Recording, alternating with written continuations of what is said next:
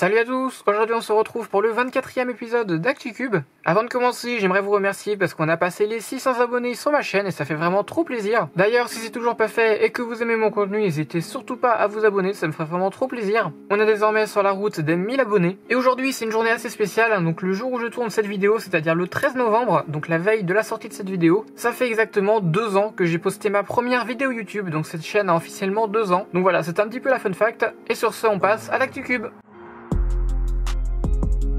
Alors aujourd'hui dans cette ActuCube j'ai vraiment beaucoup de temps à vous partager, mais il n'y aura pas vraiment de nouveaux cubes. Donc si vous voulez skip, les chapitres sont en bas de la vidéo, vous avez juste à aller voir ce qui vous intéresse. Et on commence comme d'habitude avec Luc Garrett, on change pas les habitudes. Ces 2 dernières semaines il nous a fait 2 sub 4, un premier c'est un 3.43 single, et ensuite un peu plus tard il nous a sorti un 3.78. Donc voilà, c'est vraiment 2 temps qui sont excellents. Pas mal de youtubeurs ont aussi fait des reconstructions sur ces sols, donc si ça vous intéresse les liens sont en description.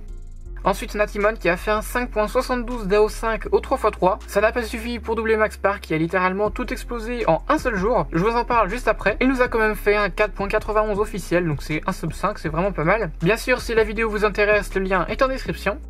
Ensuite, on a Sébastien Veiller qui nous a battu le record d'Allemagne single au 3x3, il a fait 4.32 secondes. Et le comble dans tout ça, c'est que j'étais à la compétition où il a battu ce record et j'ai pu voir de mes propres yeux la solve et c'est vraiment super impressionnant. Je vous mets bien sûr la vidéo en description.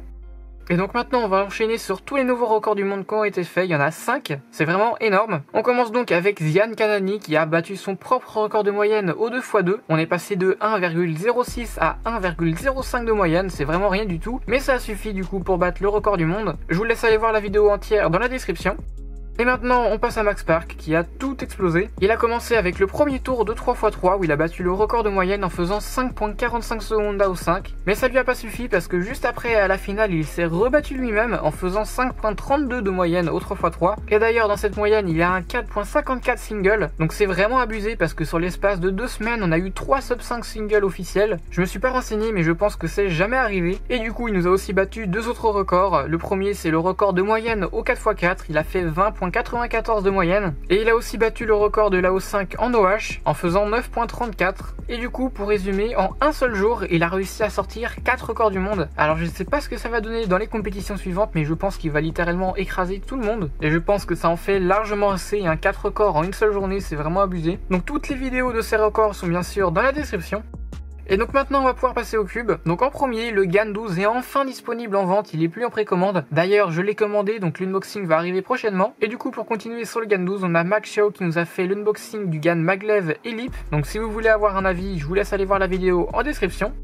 Et du coup, le seul cube qui est sorti durant ces 2 dernières semaines, c'est le Yuxin Little Magic V2M. Donc l'année dernière, ils nous avaient fait du coup la première version, qui était bien mais sans plus. Et du coup là, ils ont fait la V2, qui a l'air aussi à peu près pareil, donc bien mais sans plus. Donc au niveau des specs, il est disponible à 10 $, il fait 55,5 mm de côté, il pèse 78 grammes, et il est vendu avec une petite clé de serrage, donc il y a 12 crans de tension possible. Et par contre, les magnètes ne sont pas réglables. Et donc voilà, cet ActuCube est enfin terminé, j'espère qu'il vous aura plu. Si c'est le cas, comme d'habitude, n'oubliez pas de mettre un like, un commentaire si vous avez quelque chose à me dire, et puis si c'est pas encore fait, de vous abonner. Allez, salut!